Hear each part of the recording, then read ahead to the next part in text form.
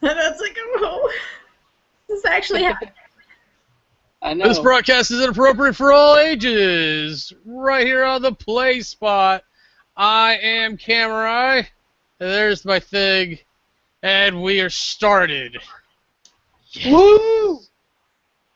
We've had quite a few technical issues, so we are going old school today, which I even think is accurate. Because now, since Google Plus and YouTube Live have separated, I had to go through hoops just to find Hangouts on air. And for safety's sake, I didn't even bother using the invite function. I just gave them the link. So do we have audio on both of you? Can you hear me? I can hear you, Kevin. And right, I'm back up. So yeah, I've got my good friends Kevin and Reflex, Sydney here with me today. So hopefully this should be a good time. Real quick, I know Sid from back in the movie club days when we used to talk about things and stuff, and then she came over and played video games with me a few times. But now she's just my girlfriend in almost Canada that I tell everybody I have. This is true. Is that about right, Sid? Sounds about right. Anything you want to add to it, like about how I tried to romance you from far away? Oh, yeah, you know. I might have seen you naked a couple of times or something like that. Nah, I'm just kidding. I think it was the one time. That's the one time. And it was like, and I looked away, too. Then I looked back and I was like, ah! No, I'm just kidding. I have a nice friend. And the man everyone wants to see naked, Kevin. Hey, everybody, I'm Kevin. Kevin, we know each other from the game store and me teaching you Dominion of all things, and then Game of Thrones, and then you got married. That is correct. That is the correct order of events.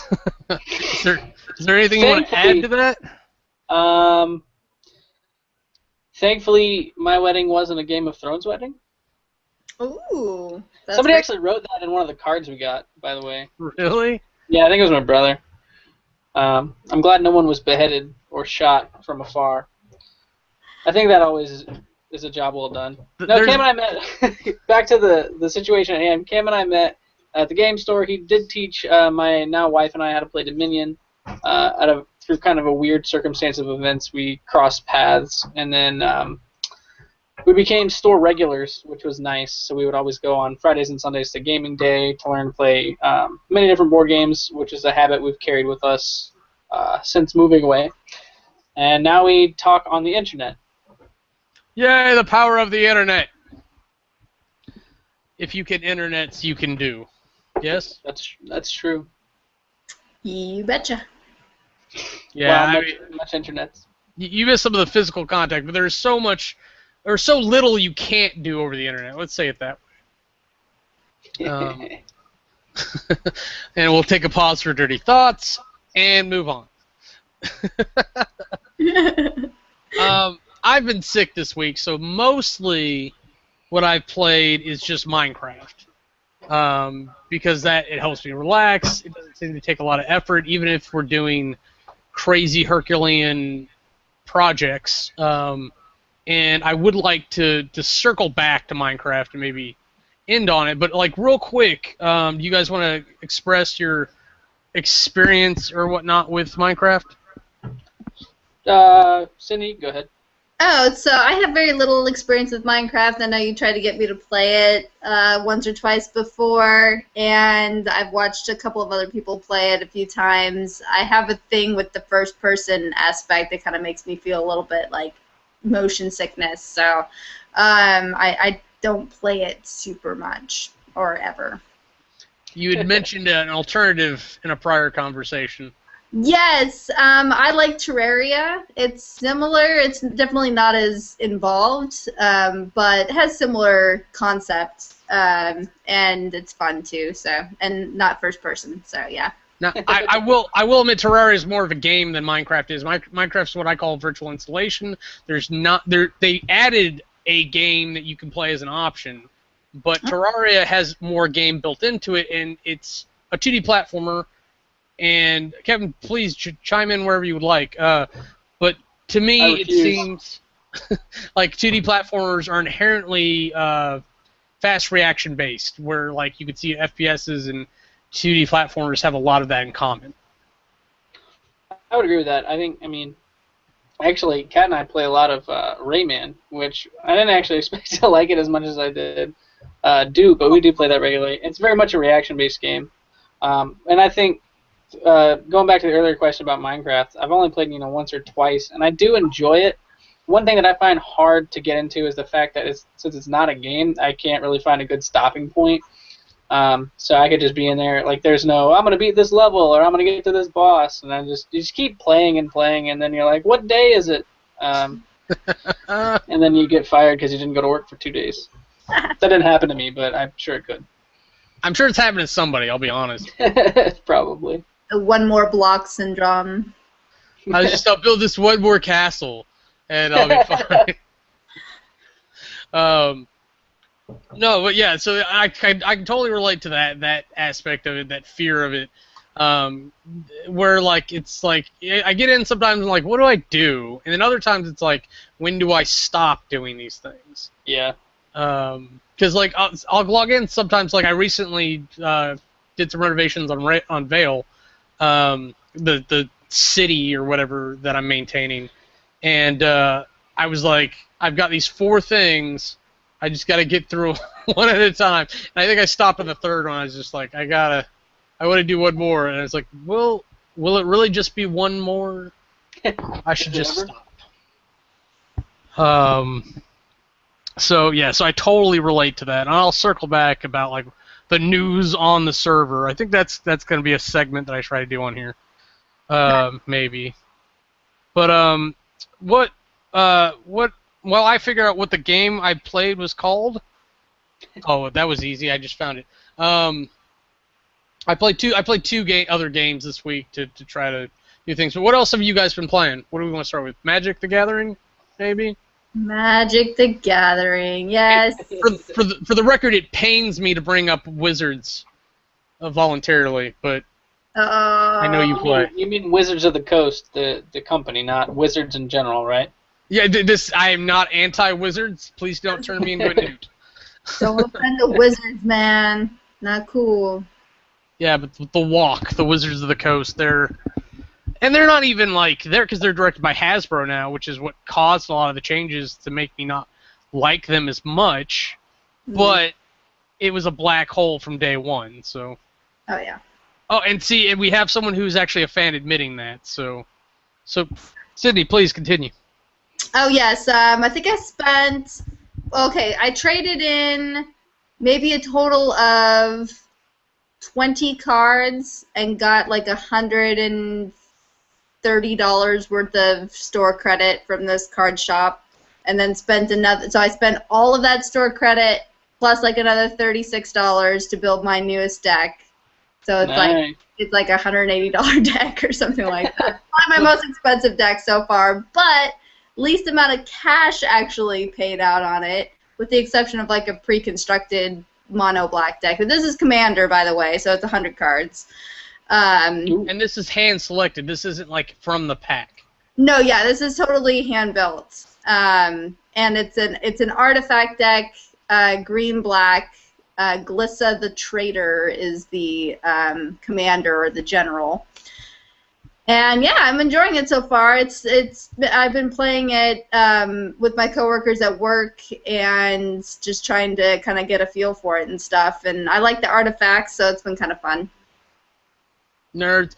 I like now back in my days, like I really did like some artifact decks. My favorite overall was always Slivers, which is a very difficult thing to do correctly. But after that, it was either like black Drain Life decks or like creature features. And the artifact ones were fun because they were colorless, so they didn't have a lot of the downfalls that the other creatures did, but they could be instant destroyed by those few cards out there that had those. Yeah, for sure.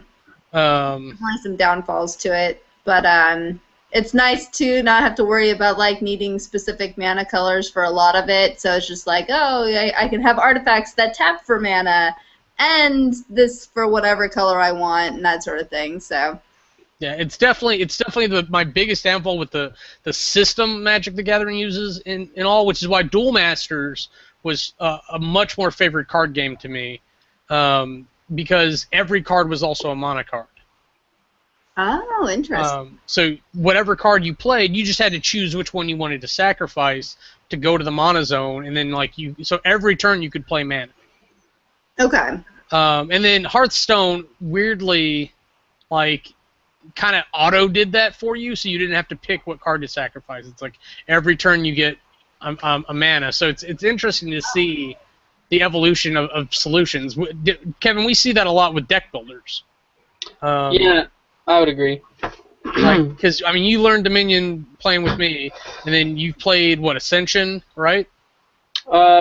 Very little Ascension, but I've played Thunderstone, Star Realms, Penny Arcade.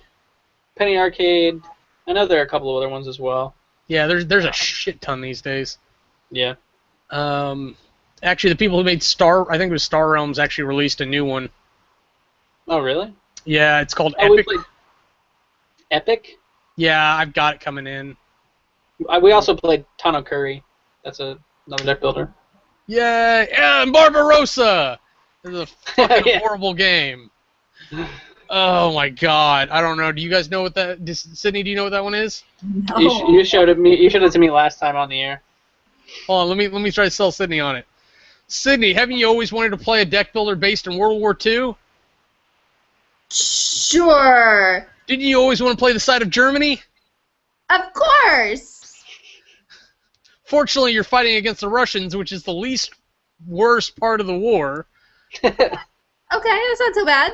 But we'll go one more. Wouldn't you like to do it as hot anime chicks? Well, obviously. How else would you do it? Really, when it comes down to it. It all makes complete sense to me. It's such an awful, awful theme.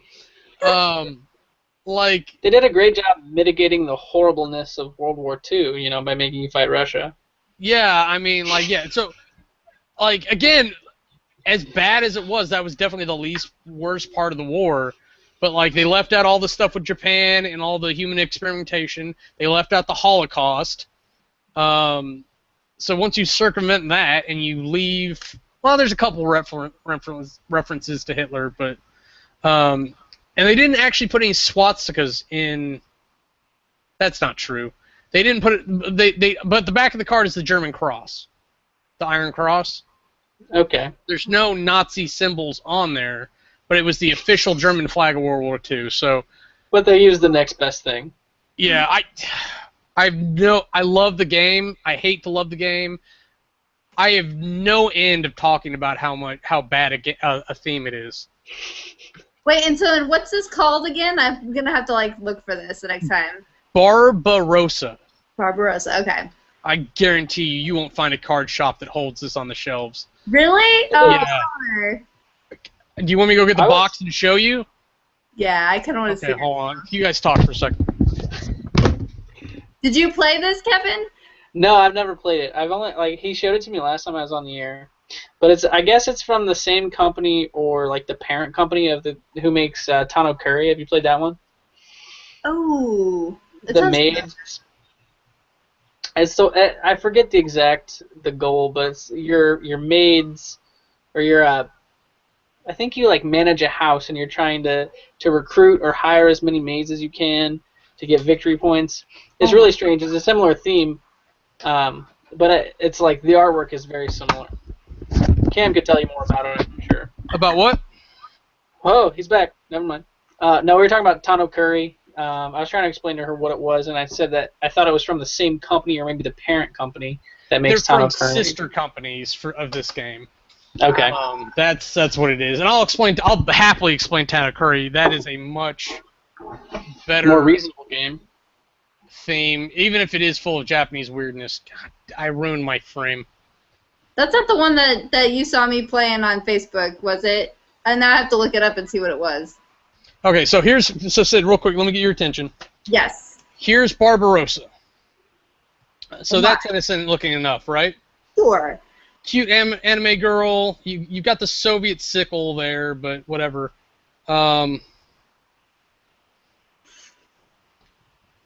I love people's reaction when I do that. That's how you display this game. Now I thought it was there, but it's actually here when you open the thing up. So that's a bad sign right off the bat. Yeah. The outside of the box just has like anime chicks and stuff on it. It's nothing too crazy. So I honestly thought the cross was more on the outside, but their card divider is that, and that's what the back of the cards look like. Oh my. So Matt and I were playing this in public, and people kept peering in to see what we were doing. Oh, I'm sure. They're like, look at those Nazi people over there. Yeah, and I was like, how long before somebody comes over and wants to have a conversation, yeah? Oh, yeah, you're one of us, huh? Us. And then I don't want to get back up to get my iPad. But, no, Tanakuri. Tanakuri is a much better thing. It's still kind of weird. The theme is that you were the lord of a manor, and you were hiring maids to do your work, clean the house, whatever. But it's much more like Dominion, where there's a strict order to how you have to play your cards, your actions, and then you get to hire people. So it's just like Dominion, where you have actions and buys. But you don't want to say that you're buying women. Uh-huh. But Tanakuri, it's all hot anime maids. That's the thing. That's what makes it look weird. Like the currency is love, and it's a girl humping a pillow. Oh my god. It's just being honest. That's what it is. Is that what it looks like, or what it is? She's sitting on a pillow, but. And like in a thrusting position or something? I mean, it's the little between her legs, if I remember like correctly. I'm also sitting on a pillow, but I am not like making out with it. I'm not like. No, you're sitting against a pillow. That's what that is. Fine. It looked like you were gonna eat it. I was like, pillow. Hold on, I'm gonna put this in the chat because we do have a chat function still, right? There we go. So this is the love card. You can go ahead and look at that. I thought she was. Maybe she's not. She's going for it at that point. She's a vicious pillow predator. Carrying it. Whatever. And she's like protecting it. She's like, hey, be careful. It's my pillow. Oh, never mind. I'm sorry. There is another one. This is the new one here. This is probably what I was thinking of. All right. Okay. Yeah. Yeah, okay. Especially like the winky one too. She's like, oh man. What you doing? But Tanakuri, it's a fantastic game. And the thing that I dislike most about Dominion is its restrictive like order to play. But for whatever reason in Tanakuri, I really don't mind as much. Which I always find bizarre when I go to think about it. I mean, do we have theories? Do we know? Well, I think, if I remember right, there's some sort of weird mechanic where you can, like, lock out, or whatever they call it, to kind of clean up your deck and get rid of some of that stuff that makes it really slow. So I think it makes it a little more tolerable, too. Oh, that's what it was. I know what you're talking about. It's that you can chamber maids. Right. And that helps get cards out of your deck. So anything that involves a basic thinning mechanic, I really enjoy. Now, Sid, are we losing you? You know what a deck builder is, right? No, yeah, I'm somewhat familiar with it. I just have never really played one before. Oh, I was going to ask, like, what have you played? But I'm going to suggest Star Realms for your first one. That's a good one. For Magic players, it seems to be the best way to bridge the gap, because in Magic, you spend about 6 hours building this deck to go play for 5 minutes. Is that about right? Yeah. Yeah, okay. Yeah. I mean, maybe not 6 hours, but... I was going to say, I'm like, 6 hours is a little bit excessive, but maybe like an hour. For a finely tuned commander deck. for finely tuned commander deck, but I play that for more than 5 minutes. Like, I play two-headed giant commander deck that games last for like 30 minutes to an hour typically. Oh, okay, that's fair. 6 hours was my max thing, anyways. But what was I gonna say? So the reason I suggest Star Realms is because Star Realms still holds the same mechanic of reducing your opponent's life to 0. So it seems to be a good segue from Magic the Gathering to that, because in deck builders you start with the same 10 cards as everyone else, or 10 to 12 cards. It depends on what the things is. Like Barbarossa, I think you actually start with 8.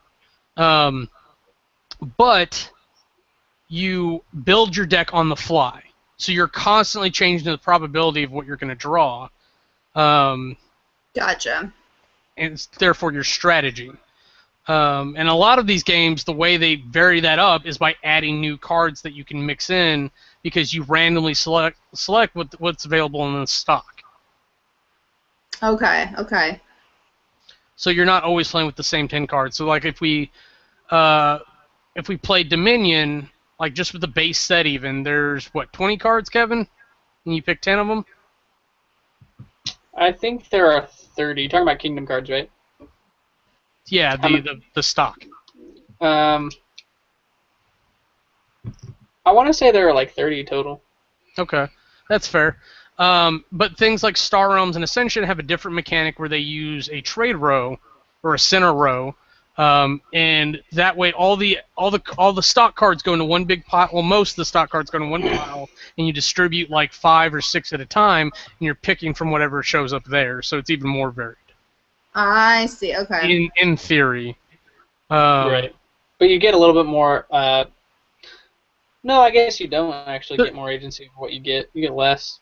Yeah, it's and then like if you want to do a specific setup for like Dominion, you can. Ascension, you can't. They're very different experiences. Yeah. Okay. Man, we got to get Tabletop Simulator going. Oh, have you seen that there was something on a Kickstarter that they're doing where it's like they have a thing where they're gonna have like super awesome tabletop games all like in the thing. In what thing? Oh, I'm trying to see now if I can find it. Oh shoot. Probably Tabletop Simulator. Probably. Well, yeah, that's been out for a while now. It may be like an upgrade to it or something. I've got something similar that I've been working on since before Tabletop Simulator. It's just evidence of how slow I am. Man. But, like, yeah, the only thing that was out when, like, I started Gamebox was Vassal, which is sorely inferior, but you can add to it a lot quicker than Gamebox or Tabletop Simulator. Because... like, you need Unity assets for Tabletop Simulator to make a mod in that. But lots of people are doing it. Sydney, have you played Super Dungeon Explorer before? Super Dungeon Explorer... Oh, okay. We'll have to reserve another hour or something for me to yak on about that. If it's not one that we've played together, then probably not. No, it's a board game based on a video game that doesn't actually exist. Oh. It's like a dungeon crawl, but it's more of a battle arena. It's my favorite board game ever, and I can actually see the Forgotten King box, but I'm not gonna go get it. There is a Tabletop Simulator version for the first edition. I don't know if there's one for Forgotten King yet. I don't know if anyone's got around to it. But yeah, so that's something we got to get going. I don't know if you have it or not. But we'll cycle back to that eventually. Because if I get something going on the regular, you are both people that I want involved in it. Yay! Yay! Okay, so we touched Magic, we touched a couple board game things. So yeah, if you guys don't have any more Magic talk, Kevin, do you want to switch over to anything that you or Kat have been playing? Yeah, sure. We got some new games recently. We got Seven Wonders. So we dug that out and got to play that. According to the rules, the 2-player version is the advanced version, and they don't recommend it until you've played a couple of the 3 or more player versions.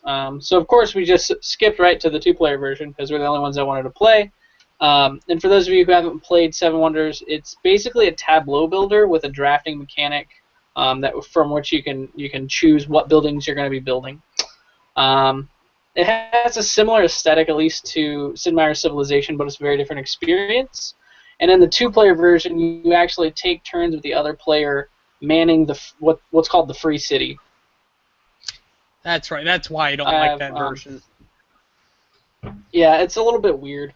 I actually lost to the free city the first time we played, so that was embarrassing. But you take turns passing, or you pass. You have 3 ages, and in each age you have different buildings and things available for purchase, and you have to have all the resources in order to buy or build that building or whatever the case might be. And each one is worth victory points, and then you tally the victory points, and you win, or in my case, lose to the free city. I really enjoyed Seven Wonders. I want to play some more. The 2-player version definitely isn't my favorite, especially just because you're still learning. So I would just kind of like, nah, I don't need this card. Let me give it to the free city or whatever. And as it happened, they ended up doing very well. So we haven't really circled back to that one too much. But I do really enjoy it. Well, here's the thing about that. One, it is hilarious you lost to an NPC, but it's like a semi-PC though. Well, because both of you are playing, you take turns manning the city, so both of you are doing actual strategy with the city. Which, if you have experience, you know to sabotage the free city, right? When you have control of it, which you guys probably weren't doing, which is probably why you lost. But Among the Stars is another drafting game, which is what I call that style game. I used to call it an anti-deck builder, but it's a drafting game. Among the Stars has a solution for that. For their 2-player version, you just play a 4-player game, but you do what is called turning and burning. So you take a turn, like you draft a card, and then you draft one to burn as well. Okay. So you just throw it away, and then that'll allow you to play one-on-one, and still kind of do draft manipulation of the cards. Okay. Now, Sydney, I don't know if you know what we're talking about, because I know you play Magic more than... Yeah, no, I'm not sure what's going on. But I'm trying to follow. Points for trying. Oh no, did we lose Cam? Oh, I'm here. Oh, okay. He was stuck with this face. Yeah, that's just my default face, you know? But no, you've done a drafting tournament before, correct? Yes, I do. I am familiar with that, yes. Yeah, so it's the same mechanic just put into a game. So, like, you have a pool of cards, they get divided amongst all the players, and then you take turns picking one, and then instead of saving it to put in a deck, you just play it to your board, or your field. Gotcha, okay. So that's what we're talking about with Seven Wonders. And Seven Wonders is a fantastic game. It's got a couple, or it's got 1, 2, 3, 4. I'm sorry, 1, 2, 3. Yeah, 4 really good expansions to it. And I think to get like the full force of it, you need at least the first 3. Once you hit Babylon, the game kind of becomes a little bit different because it adds new mechanics to it that I really love. But the first 3 just kind of give you more of the same, except for Leaders, because Leaders adds like another phase, but I really think that phase changes the game for the better. Are we talking about Seven Wonders or Among the Stars? Seven Wonders. Okay. Among the Stars has a shit ton of expansions, and if you want to freak people out, throw all that at them at once. Nice. They don't like it. I love Among the Stars. I think it's better than Seven Wonders. I call it Space Seven Wonders, and I was told not to do that. Because very different games. And I kind of agree to a point. Among the Stars has an additional mechanic that you actually are building a space station. So you have these little square cards that you actually have to place next to each other, and then based on how you build that, you get a certain number of points based on positions and whatnot. I like it a lot, but not too many people I've met really enjoyed the game. Did I play that one with you and Kat? Yeah. Actually, that was one of our favorites. We really liked Among the Stars. So, comparing Among the Stars to Seven Wonders, how do you feel? That's hard.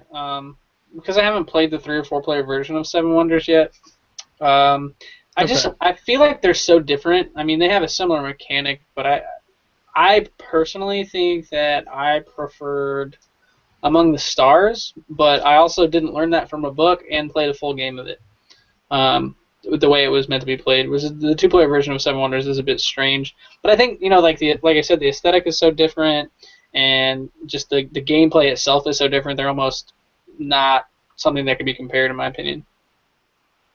Okay, no, that's totally fair. I think realistically the differences, the similarities end at drafting game. Yeah, I would agree with that. But I mean, they're in my opinion, I think they're both great games, and would happily play them. But I really do like the drafting mechanic a lot. I think it's neat. I prefer deck building to drafting, but I think if you do it right, it can be very interesting. Anything else that you've been playing recently? I know we haven't had you on here in a while.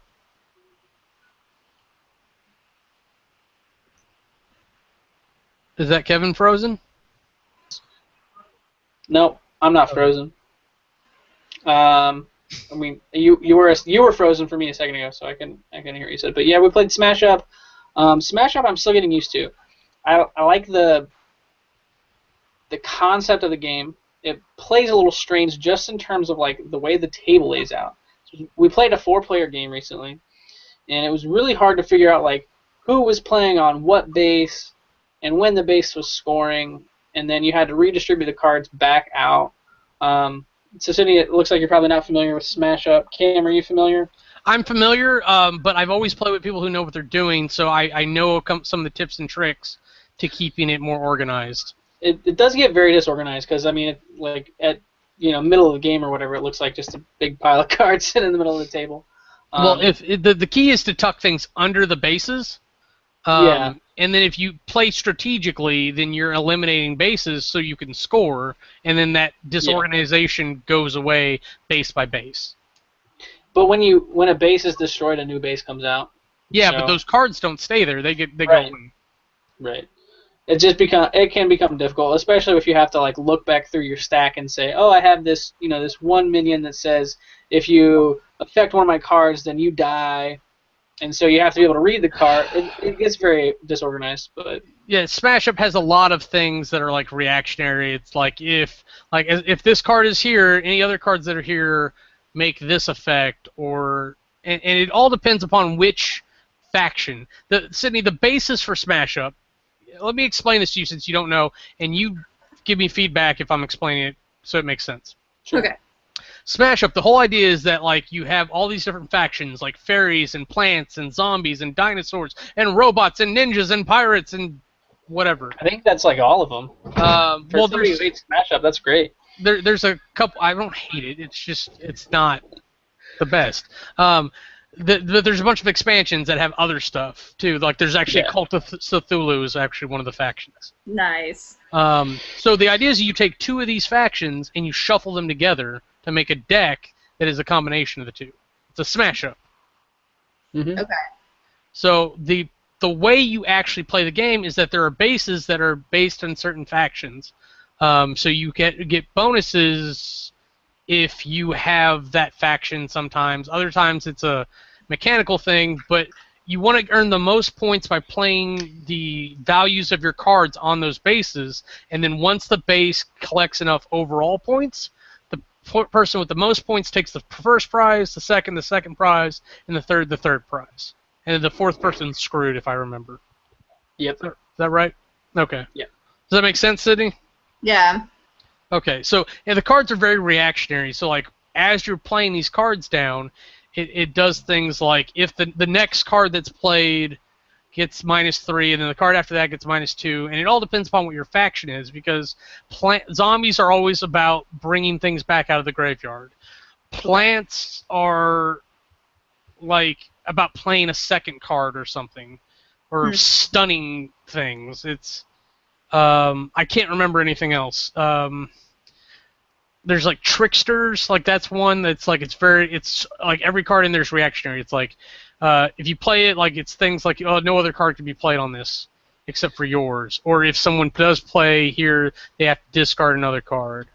Ah, okay. All right. Yeah, I'd say that bit about covers it.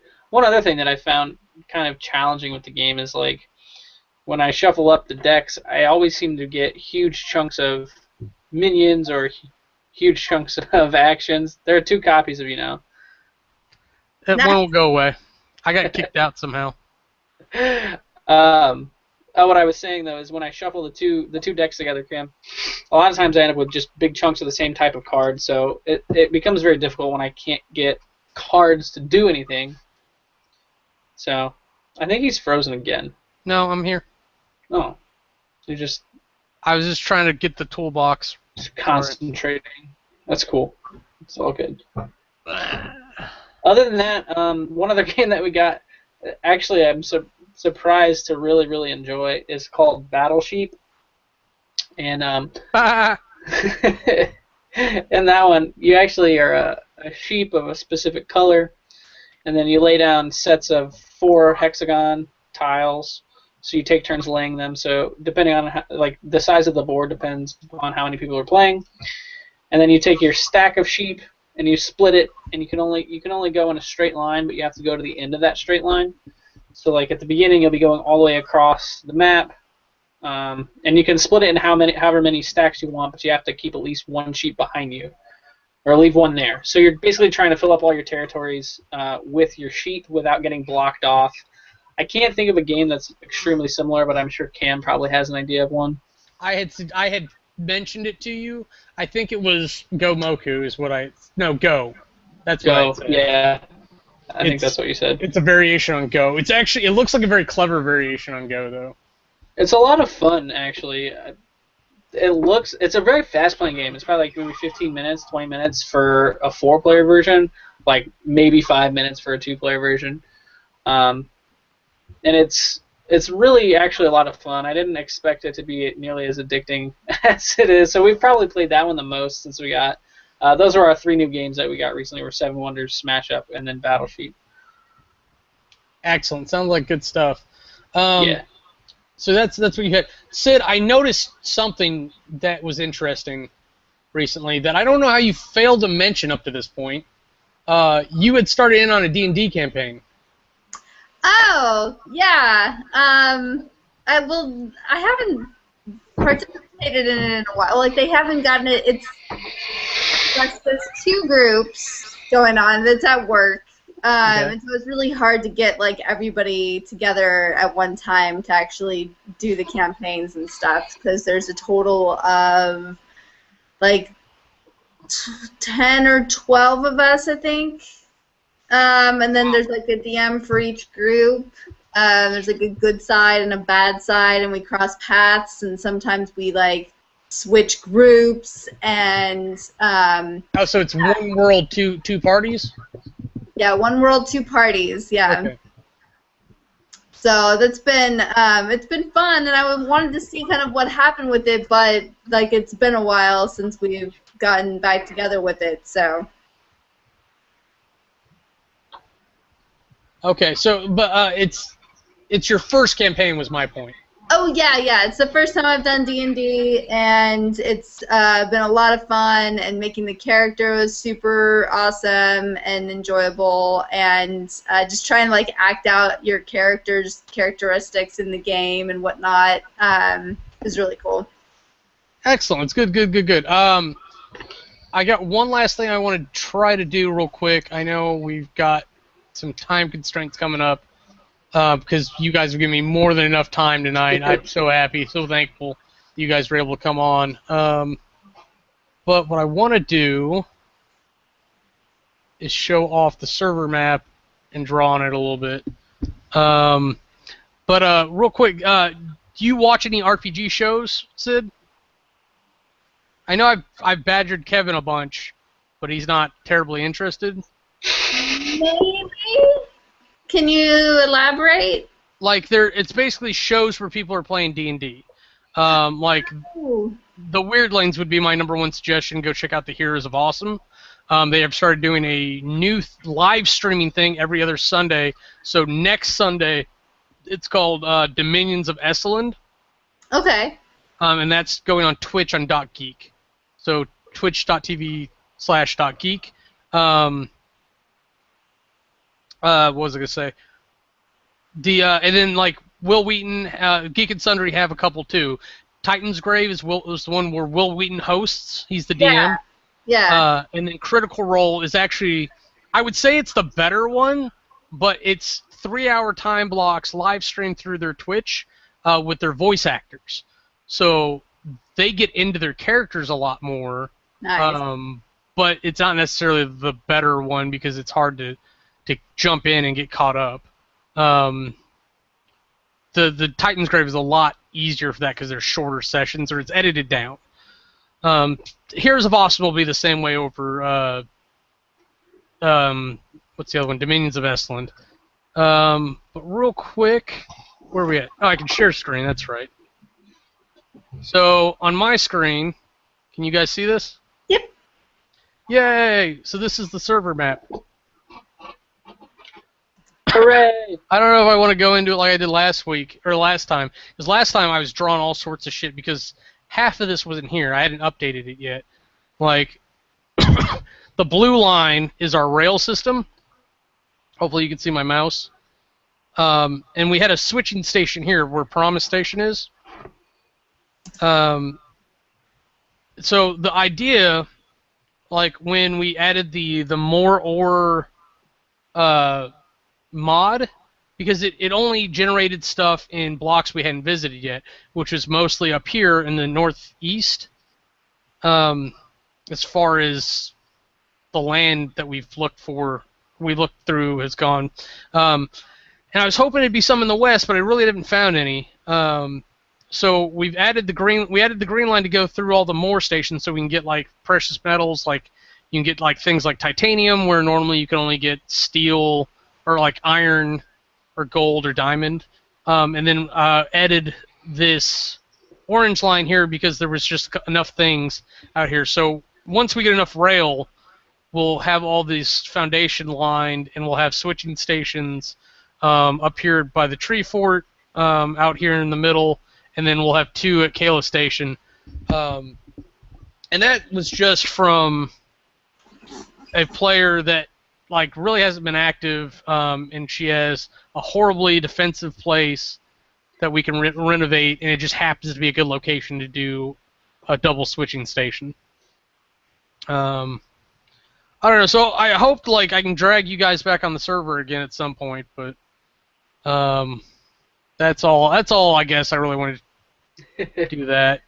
I've been hoping to get time to play a little bit, just to kind of get on and mess around, but just so many things pulling me in different directions right now. It's hard to prioritize and figure out. Yeah, and you and I have other things we're working on together too, and yeah, I don't blame you. I do too many things, especially to try to do the too many things and have things break, as you guys have experienced tonight. So again, thank you so much for sticking with me and going through this all. But I think this is a good point to say goodbye. Do you guys have anything that you want to plug as I react to my overlay?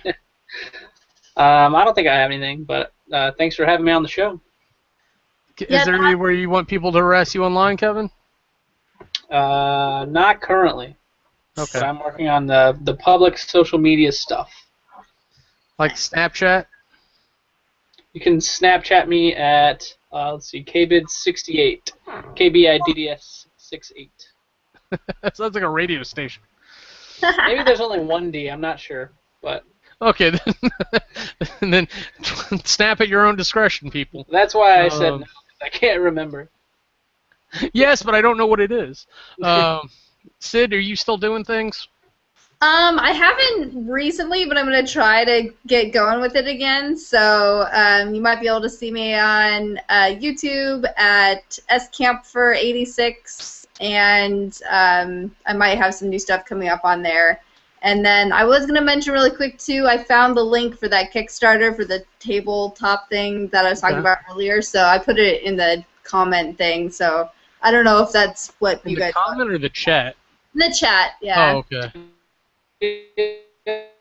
I don't see it. Oh, it thinks you're me. Okay. Okay. Yeah, you don't have like a cam girl site or anything you want to plug for us? Who, No. me? Yeah, you. Like Okay. I guess not. I don't know. I No. keep hoping, but okay. So we will go ahead and end here, and thanks for watching, everyone. Bye.